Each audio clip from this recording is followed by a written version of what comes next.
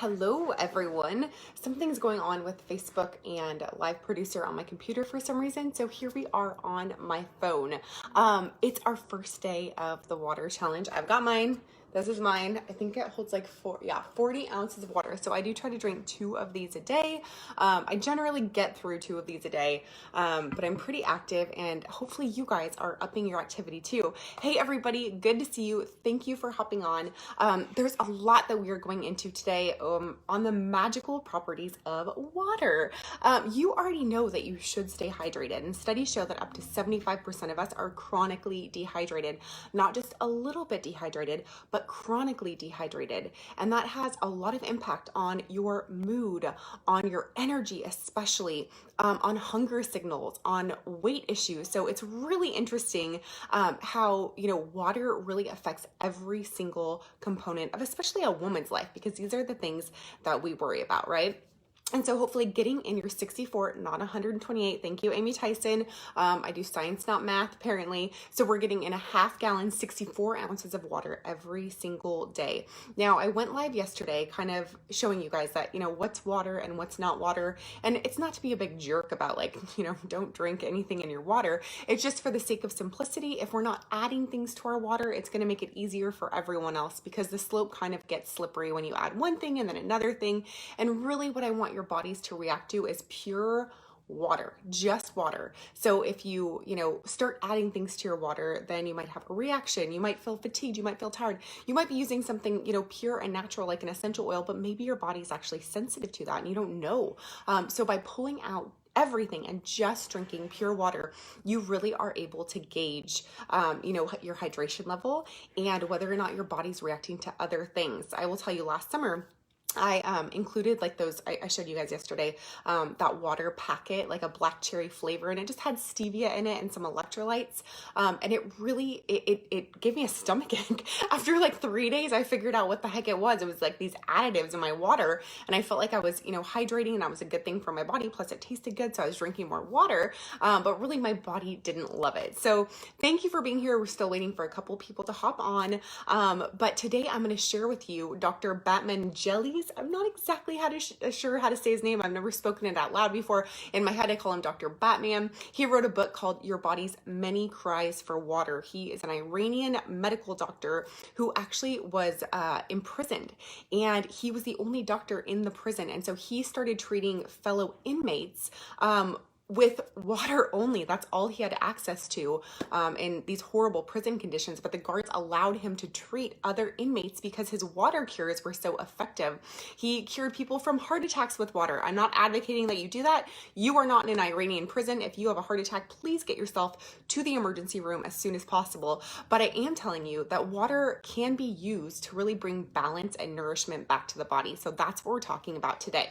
All right, the first thing that Dr. Batman pointed out is that water cures heartburn. He does use the word cure, and he is a medical doctor, so he can use that word. I cannot use that word because I'm not an MD, but what he's showing us here is that truly heartburn can be cured by drinking enough water. So I do have his notes. I'm going to be reading some of these off to you because it's too much to go through where I'm just talking to the camera one-on-one. So if you see me off screen, it's just to look at my notes. So what he says is that heartburn is a signal of water shortage in the upper part of the GI tract, the gastrointestinal tract. You've got your esophageal sphincter, which is right about here, and your sphincter is going to open and close to accommodate food. Now, when you don't have enough hydrochloric acid in your stomach, it does not trigger the esophageal sphincter to close. And so you might have symptoms of GERD, gastroesophageal reflux disease, GERD, or heartburn because your sphincter hasn't closed. And so undigested food, and what it feels like is acid, because there is acid, just not enough, is coming up in your in your GI tract. And so you're feeling like you have heartburn. But really it's a twofold problem that you're experiencing there. Number one, you probably aren't hydrated enough because water brings down heartburn response. And number two, you probably don't have enough stomach acid. Now, we've talked about this before in some of my other classes. Most women are stomach acid deficient. Our hydrochloric acid levels are too alkaline or too basic, and so we're not breaking down our food. That's you if you struggle all the time with bloating and burping. If you have small intestinal bacterial overgrowth or pathogens in your gut, you don't make enough stomach acid. And so you really want to make sure that you are ingesting enough water throughout the day and then working on other ways to increase stomach acid, like supplementing with betaine hydrochloric acid. Don't do that though if you have H. pylori, an H. pylori infection, or if you've ever had an ulcer. You can also take little sips of apple cider vinegar with or before your meals. Christy says that's her. Yep, that's a lot of women, especially women. If you're in this challenge and you're struggling with chronic health issues, look to stomach acid first. So Dr. Batman says that not recognizing heartburn as a sign of dehydration and treating it with antacids and pill medications will produce inflammation of the stomach, hiatal hernia, ulceration, and eventually cancers in the GI tract. Again, that's not to scare you. It's just to show you that this is a slippery slope. When your body isn't balanced and when your body isn't nourished, you are setting yourself up to some of these chronic health issues. So takeaway number one to reduce heartburn: drink less or drink more water. All right. Drink more water to reduce heartburn. Lindsay says apple cider vinegar gives you the worst indigestion. Lindsay, that's because your gallbladder is not working sufficiently. So we've talked about this before. Vinegar is the acid, and bile acids or your bile fluid from your gallbladder is the base. When your bile acids aren't flowing freely because you've got pancreatic insufficiency, you're not able to break down your foods, then you're going to be over acidic. So really it's a dance. It's not just one thing or another. If you've got stomach issues with hydrochloric acid, you probably have gallbladder issues as well. And like Lindsay, many of you don't have a gallbladder. So to help with gallbladder issues, you can take some supplemental choline. Eggs are high in choline. You can also take choline as a supplement over the counter. And you have to make sure that you're really careful, if you don't have a gallbladder, that you're not eating a super high fat diet. All right. The second thing that water does is prevent and helps to cure arthritis. Now, many of us are struggling with symptoms of arthritis. I have clients that have rheumatoid arthritis, which is the autoimmune component of arthritis. Generally starts in your fingers and in your hips. Now, what water does is flush out the gunk and accumulating fluids, uric acids that'll accumulate in the joints. Flush it out, move it into the lymph system, and get it out of the body. Now, again, water is not a cure for autoimmune disease like rheumatoid arthritis or regular arthritis, but what it can do is nourish and balance the body, flooding it full of good fluids. And again, your body has to be clean from the inside out. We're not talking about like crazy detoxification rituals here. We're just talking about drinking sufficient water to run everything smoothly through the body. All right. Your body will filter everything through your liver and your kidneys, and then into your colon, and you'll pee and poop all of that stuff out. That's what you should be doing. And water helps you do enough of both of those, methods of elimination. All right. So what Dr. Batman says is that rheumatoid joint pain is a signal of water shortage in the painful joint. This is in his book, in spades, that he has used water to really help women, especially, reverse their rheumatoid arthritis. So try that first. All right.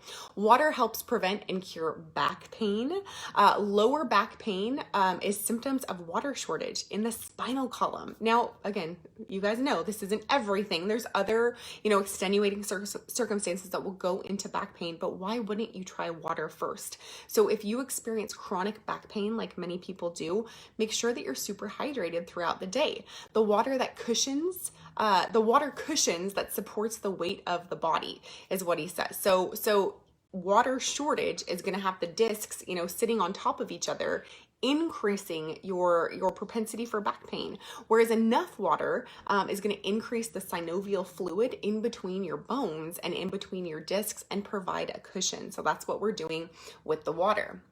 All right, let's see. And he's very much against, painkillers because he's against inflammation. So water will bring down inflammation in the body, and painkillers will increase inflammation in the body. Water prevents and helps to cure angina. And angina, is a symptom of a heart attack. So we've talked about that a little bit at the beginning of this video. Again, go to the emergency room. But if you tend to have heart issues just in general, so, a high heart rate, tachycardia, an uneven heart rate, if heart problems tend to run in your family and you're taking, control of your health now in your 30s and your 40s, make sure that you are sufficiently hydrated because water can be a preventative against angina. All right. What he says is that angina, heart pain, is a sign of water shortage in the heart and lung axis. It should be treated with increased water intake until the patient is free of pain and independent of medications. Let me just reiterate here. I in no way am telling you that water cures disease. And again, I can't diagnose, treat, or prescribe. I'm simply sharing with you information, which is what I love doing best, and getting you to think about these things. Just think that there could be another, possibility for balance and nourishment instead of just taking a pill like mainstream medical establishment usually is a proponent of. All right, increase your water. Now, water also helps prevent and cure migraines, and you probably know this if you deal with headaches. I gave a little bit of information in an earlier video that I used to struggle with headaches all the time before my husband pointed out that I was supremely underhydrated. I was only drinking apple juice, and I was exercising a lot as an athlete. So if you tend to get headaches, and even if you tend to get migraines, which are a much more severe form of headache, then start with water first. Have you gotten your 64 ounces of water in? Maybe you need more than that. Maybe you do need to bump it up to 128 ounces of water if you suffer from severe migraines. So please add that first before you add something like Imitrex, or before you go on a biological agent like methotrexate. Start with water. Let's see, migraine is a sign of water need by the brain and by the eyes, is what he says. It will totally clear up, the pain will totally clear up if dehydration is prevented from establishing in the body. He attributes inflammation as a source of migraine pain. So again, plenty of hydration, bringing down inflammation in the body, will bring down that headache pain.